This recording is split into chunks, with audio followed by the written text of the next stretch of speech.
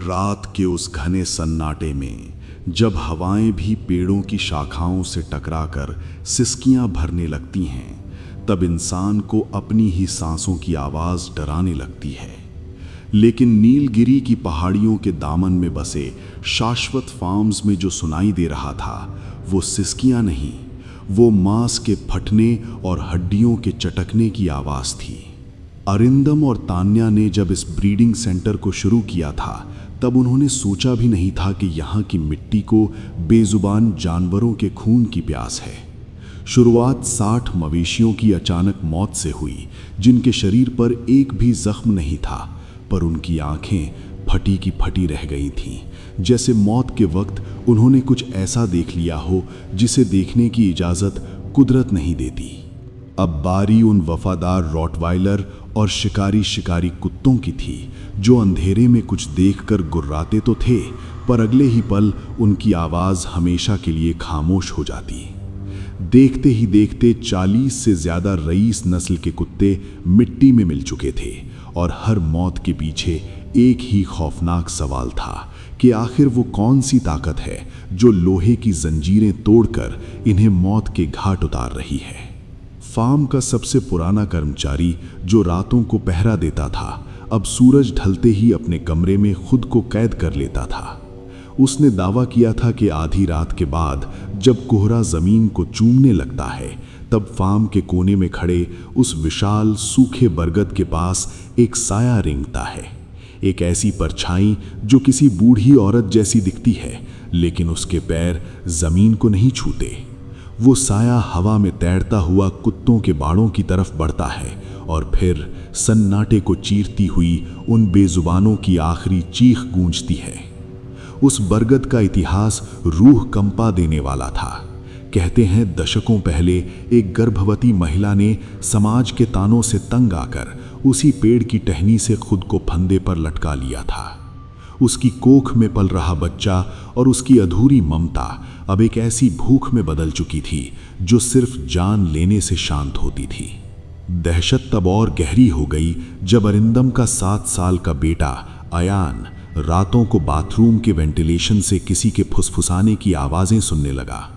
अयान कहता था कि कोई औरत उसे खिड़की के बाहर से बुलाती है और कहती है कि तुम्हारे खिलौने बहुत प्यारे हैं, क्या मैं इन्हें ले लूं?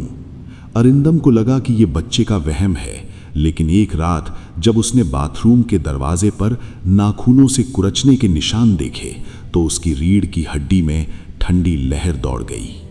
कर्मचारी अब नौकरी छोड़कर भाग रहे थे, क्योंकि अंधेरे में उन्हें सिर्फ साए ही नहीं दिखते थे, बल्कि किसी के पीछे पीछे चलने की आहट भी सुनाई देती थी। जब भी कोई पीछे मुड़कर देखता, तो वहां सिर्फ खाली गलियारा और सड़ी हुई लाश जैसी एक असहनीय बदबू होती थी। हार मानकर अरिंदम ने तांत्रिक विद्या के ज्ञाता आचार्य रुद्र प्रताप और उनकी टीम को बुलाया। आचार्य जब अपनी टीम के साथ फार्म की दहलीज पर पहुंचे, तो उनके हाथ में मौजूद तांबे की डिवाइलिंग रॉड्स खुद ब खुद पागलों की तरह घूमने लगीं।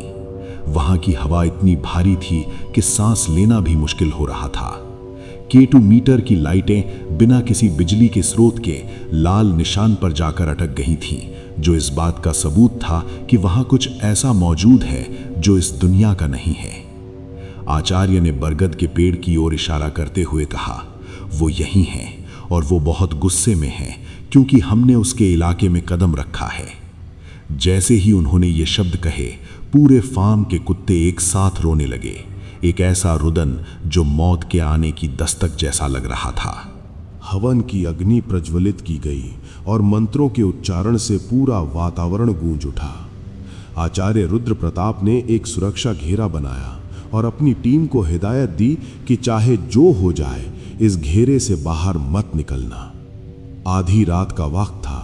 अचानक जंगल की तरफ से एक ऐसी चीख आई जो ना इंसान की थी और ना जानवर की। देखते ही देखते हवन का धुआं जो सीधा ऊपर जा रहा था, अचानक मुड़कर एक भयावह आकृति लेने लगा। धुएं के बीच से 2 धधकती हुई आंखों ने आचार्य को घूरा। इससे पहले कि कोई कुछ समझ पाता, एक अदृश्य और प्रचंड ताकत ने आचार्य को हवा में उछाल दिया। वो करीब 20 फीट पीछे जाकर एक पत्थर से टकराए। मंजर इतना खौफनाक था कि टीम का एक सदस्य दहशत के मारे वहीं बेहोश हो गया। वो साया अब साफ दिखाई दे रहा था, एक सफेद मैली साड़ी में लिपटी हुई औरत जिसकी गर्दन एक तरफ झुकी हुई थी और जीभ बाहर निकली हुई थी। उसकी उंगलियां लंबी और काली थीं, जिनसे वो हवा को चीर रही थी। वातावरण में सड़े हुए मांस की बदबू इतनी तेज हो गई कि लोगों को उल्टियां होने लगीं। मंत्रों की शक्ति और उस प्रेतात्मा की नफरत के बीच एक युद्ध छिड़ गया था। आचार्य ने अपने माथे से खून पोंछते हुए एक विशेष यंत्र निकाला और उसे कीलों की मदद से जमीन में गाड़ने लगे। प्रेतात्मा ने एक आखिरी बार पूरी ताकत से हमला किया। पेड़ की टहनियां टूटकर गिरने लगीं और ऐसा लगा जैसे पूरा फार्म जमीन में धंस जाएगा। लेकिन जैसे ही आखिरी मंत्र पूरा हुआ और बलि की सामग्री अग्नि में स्वाहा हुई, वो आकृति एक चीख के साथ उस बरगद के पेड़ के तने में समा गई। आचार्य ने उस पूरे इलाके को एक अभिमंत्रित धागे से बांध दिया और चेतावनी दी कि इस घेरे के अंदर कभी कोई निर्माण नहीं होगा। अगले 7-8 महीनों तक फार्म में शांति रही। कोई मौत नहीं हुई, कोई साया नहीं दिखा। अरिंदम और तान्या ने राहत की सांस ली कि शायद वो बला हमेशा के लिए टल गई है। लेकिन तंत्र विद्या की एक कड़वी सच्चाई है, ऊर्जा कभी खत्म नहीं होती, वो बस कैद होती है। एक रात जब अरिंदम अपने बेटे अयान के कमरे के पास से गुजर रहा था, उसने सुना कि अयान किसी से बात कर रहा है। अरिंदम ने धीरे से दरवाजा खोला। कमरा खाली था। अयान अपनी खिड़की के पास खड़ा बाहर उस बरगद के पेड़ को देख रहा था। अरिंदम ने पुकारा, अयान, सोए नहीं? अयान धीरे से पलटा। उसकी आंखों की पुतलियां पूरी तरह काली हो चुकी थीं। उसने एक ऐसी आवाज में बात की जो उसकी थी ही नहीं, बल्कि उस बूढ़ी औरत की थी। उसने मुस्कुराते हुए कहा, पापा, वो पेड़ के अंदर बहुत अकेला महसूस कर रही थी, इसलिए उसने मुझे अंदर बुला लिया और वो खुद मेरे अंदर आ गई।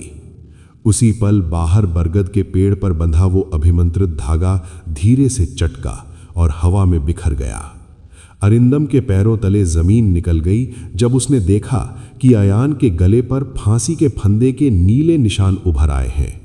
उस रात के बाद शाश्वत फार्म्स में कभी सन्नाटा नहीं रहा, क्योंकि अब वहां मौत चीखती नहीं थी, बल्कि अयान की मासूम हंसी के पीछे छिपकर शिकार का इंतजार करती थी।